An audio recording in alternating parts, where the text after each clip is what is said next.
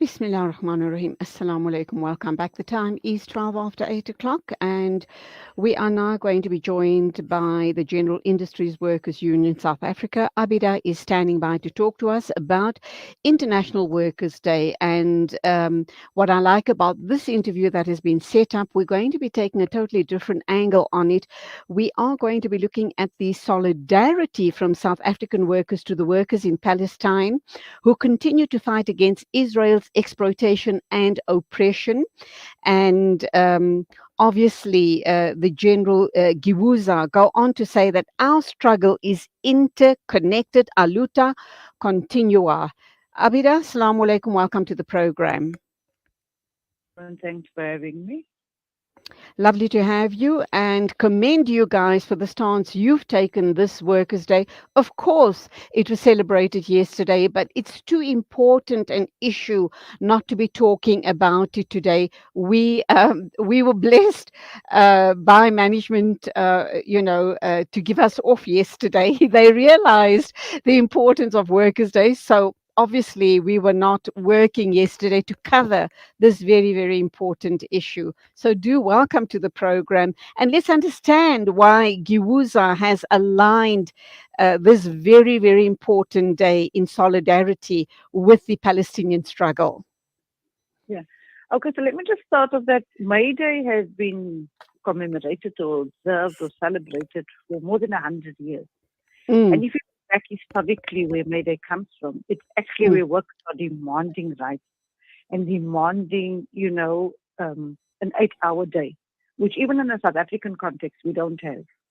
I mean, we have workers where we are organizing, who employers are actually forcing to work on public holidays, for example. mm, And there were a number of achievements because of the struggle around May Day that we've won as workers. For example, to be paid double for public holidays, but we still have those kind of fights here. To be paid overtime, to be given leave, medical aid, provident fund, and.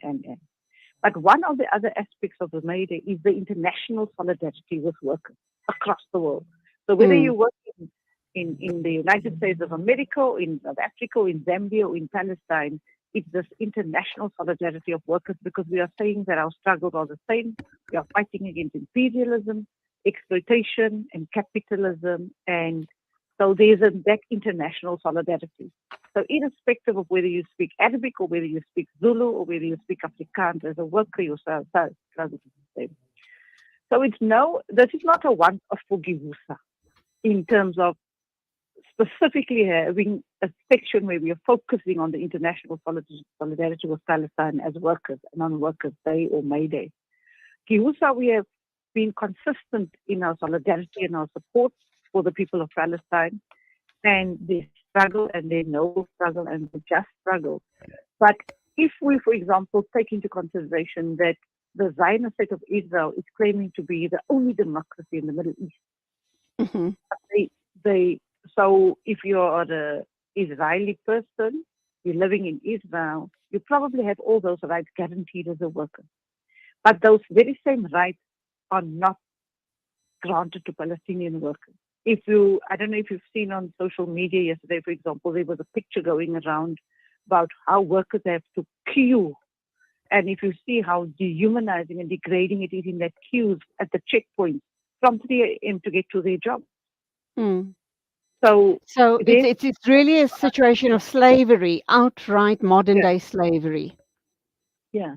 But I think it's even more for the Palestinian people because they are subjected to these terrible, it's probably worse than us in our history having to carry our passbooks around with us during Mm, mm, apartheid. Because imagine every day if I have to start at 7 o'clock, for example, but I have to be at the checkpoint at 3 a.m. There's no guarantee that I'm going to get through to go to my work. There's no guarantee that I'm going to get through alive to get to my work. And then the same thing going back. mm. So just imagine that trauma and that humiliation and leaving your family in the morning, leaving your children, and then not knowing whether you're going to see them again in the evening because you have to pass the checkpoints when you go to work, when you come home, and you are subjected to so many other forms of exploitation. I can't even begin to quantify the physical, mental, and emotional exhaustion that these people have to undergo and suffer. It is so draconian. You kind of, and it's pretty obvious, is it not, that the occupiers want to break them down, absolutely break them down physically, mentally, and emotionally, so that they just give up and hope that they'll kind of either die or just walk away and leave Palestine. That is the ultimate goal by the occupiers, the illegal occupiers, is it not? That is absolutely correct. That is why it is so important for us in South Africa, but also in the international community, to show our solidarity. Because if you can remember, even during apartheid, I think that gave us hope, was the international solidarity when apartheid South Africa was isolated as a pariah state. So how we give that solidarity, whether we are sending financial support or whether we include, and we never forget about the Palestinian cause in whatever actions that we have. So because it's also for us important to say that that we support the right of the Palestinians to resist the oppression and the occupation, and their right to defend themselves by whatever means they see necessary. That is absolutely important. And one of the big ways that we can do this in a South African context is to support the BDS movement, the boycotts, the divestment, and the sanctions. Mm, But we can also put more, and we should be putting more pressure on our South African government, the ANC government, because the ANC also say they support the Palestinian cause. But there are simple things that they can do. They can, for example, end all diplomatic ties and expel the Israeli ambassador and all the diplomatic staff. That is not should not be taking them long. It should really be, from my understanding, it's a stroke of a pen because they can just enact that. They can cut diplomatic ties with the state of Israel. But then they can also prosecute the young men, mostly young men, but I suspect also young women, South Africans, who are mm, serving Israeli Defense Force. And they can absolutely. also prosecute the financiers and who facilitate and make it possible for people to support the illegal state of Israel, either militarily or in other forms. But if you now look just very recently, the whole fiasco with the Stavo Bester escaping, Mm, G4S Security was running their private prison. We should actually not be doing business and allow G4S to operate in South Africa. They are instrumental in supporting the Israeli military and security forces in hmm. helping oppressing our Palestinian brothers and sisters. So there are ways, more than us just having a statement and boycotting Israeli goods, that our South African government should and could lead in terms of the international community to be an example, because we know there are other countries and states and even cities and that refuses to do business with the illegal state of Israel. Abeedah, we do commend Giwusa for really, calling out these issues, not only in South Africa, but internationally, and make the Palestinians' voices heard. Keep up that struggle. Lest it should die. But let's talk about May Day not being just a historic event, but a living tradition, a call to action, and the situation in our country. There is, you've mentioned public holidays, weekends. We've also got the issue around farm workers and domestic workers who in presently are being exploited. What is, they obviously earn such meager salaries as it is, that they don't belong, they can't afford to belong to a union. How can their rights, be known and heard, and how can they be addressed? Yeah. Yeah, you know what? I think the first thing is that somebody said to me yesterday, Happy May Day or Workers' Day. And I said, look, in South Africa, we've got nothing to be happy about as workers until when we observe May Day. 29 years later, and we're the most unequal society in the world. I know it's difficult for farm workers and domestic workers to join trade unions, but we do, for example, in SAFTU, we have a trade union that is specifically focusing on the workers on the farms, and that they are not very big, but they're actually quite significant. If you may recall, a few years back, there was a strike of farm workers. So they are it is extremely difficult, but not just for farm workers or domestic workers, for workers in general. I mean, I Mm, don't think that there are workers who are not precarious because, and despite the fact that we are saying that South Africa's got the most progressive constitution and we've got rampant unemployment that is not stopping. I mean, if you look at the expanded definition of employment, it's 40%. And we have to fight, even as organized workers, for employers to respect workers' rights. When I want to link it to the issue around Clover, at Clover, workers are still forced to work public holidays. And this is also in terms of our solidarity with, that is why when our members at Clover went on strike and they again confirmed and affirmed their solidarity with the Palestinian people because Clover is now majority owned by CBC, which is the Israeli bottling company. So it's no mm, longer even a South African company. And this is Clover that is supposedly being one of the trendsetters in the dairy industry, who's not allowing our members to choose not to work on the public holidays. The working conditions of Clover workers are horrendous. That is why we are still calling for the boycott of Clover products, but also to be in solidarity with our Palestinian brothers and sisters, because this is now an Israeli Zionist-owned company. The owners of Clover are big funders of the Israeli Zionist government. So, Abida, let me just come in. Let me just come in here regarding the Clover issue. That standoff between the workers and Clover is long ongoing. If memory serves me correctly, possibly going on for 2 years. Um, did this start with the issue of one of their factories closing down in Lichtenberg? Somewhere in the northwest, and then yes, management blamed it squarely on the local municipality regarding the issue around water, non-availability of water, and a whole host of other issues. And at the end of the day, it is the workers once again who suffered the consequences of that action. yeah. But actually, what the start of the Clover strike 2 years ago was because of wage demands. And Mm, so it was for salary increases, for job security, not to be forced to work on public holidays, not to work what they call a compressed working week, and they get paid no overtime, where workers are being paid. They have to work 4 hours, 4 days a week for 12-hour shifts, and they get no overtime, which the employer then calls a compressed working week. And one of the biggest things was the objection to Clover being majority owned now by the Israeli bottling company. So a number of workers were then retrenched. We are still fighting a few battles in court because the workers' bonus were not paid. These workers were unfairly, more than 700 workers were unfairly dismissed because the workers did not want to accept actually salary cuts, where some workers were forced to take a cut of more than 50% of their salary or face mm, retrenchment. So those are the issues.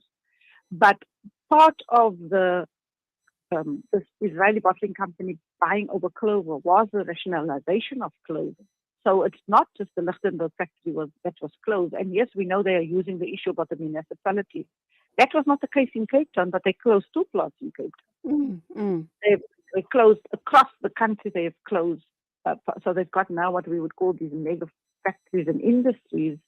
But we are concerned, and it seems as if we are correct, that this is just paving the way for Clover being the biggest dairy manufacturer on the continent. It's just paving the way to open the markets for Israeli goods to be imported by using Clover. Mhm. So that is an ongoing battle. That is why we are saying, if you are saying that you're in solidarity with the workers and the working class of South Africa and the people of Palestine, you must boycott Clover products. So, I mean, I Okay, can say so all right, so how on the protection. let me play devil's advocate here, Abida. We do know that the workers are also saying that if we, as Giwusa, force Clover to close down, we're going to be losing perhaps a couple of thousand jobs. What is the way forward? What is Giwusa asking for? Do they want Israel to cut ties with Clover South Africa? Are you suggesting that perhaps there could be local um, companies or, people, business people who could band together and take over Clover rather than have it in the clutches of the Israelis? Exactly. That was our demand. That is why we even opposed it at the Competition Commission when this merger application was lodged. One, it was because of our solidarity with the Palestinian people, but it was also our concern for the job losses, which is now happening.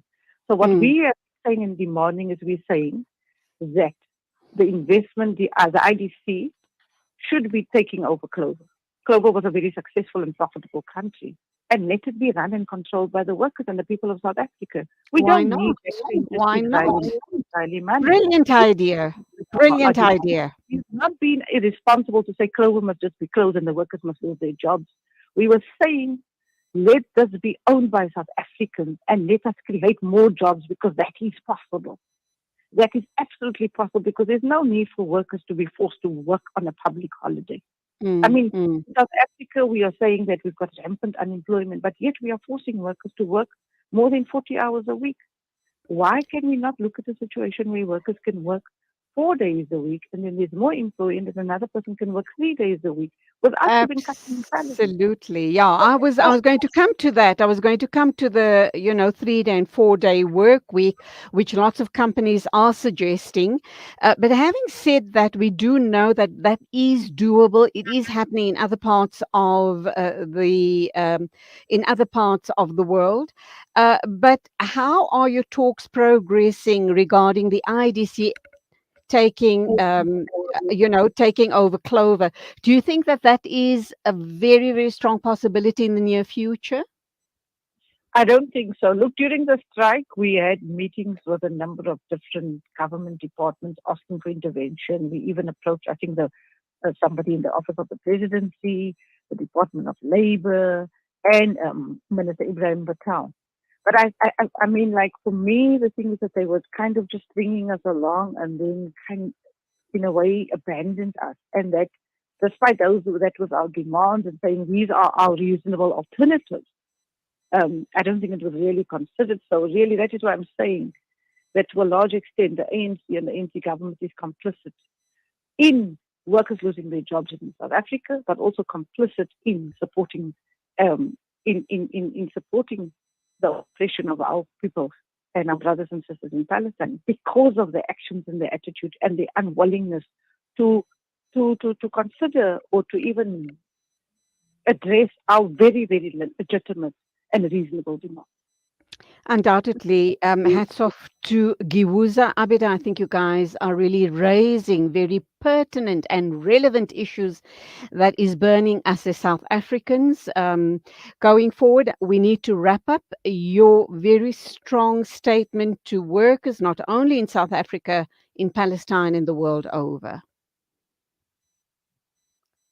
Look, I think I just want to go back to say that workers of the world unite because we've got nothing to lose besides our change. I think that is still very relevant and very, very significant. And we need to see the solidarity in terms of our struggles across the world. Inshallah, Amin. Abida, keep up the great work at Giwusa. We take our hat off to you guys. Alhamdulillah.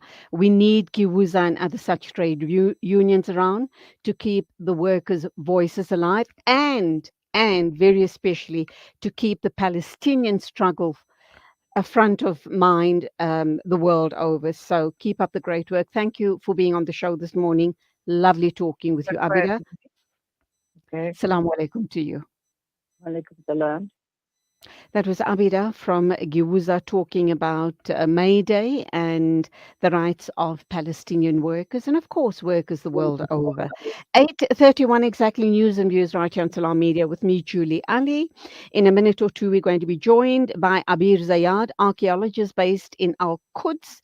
Of course, she's going to be visiting us. She arrives, I think, this weekend in South Africa, and we are all looking forward to that visit by Abir Zayad, but this time around, we're going to be talking about something else totally different.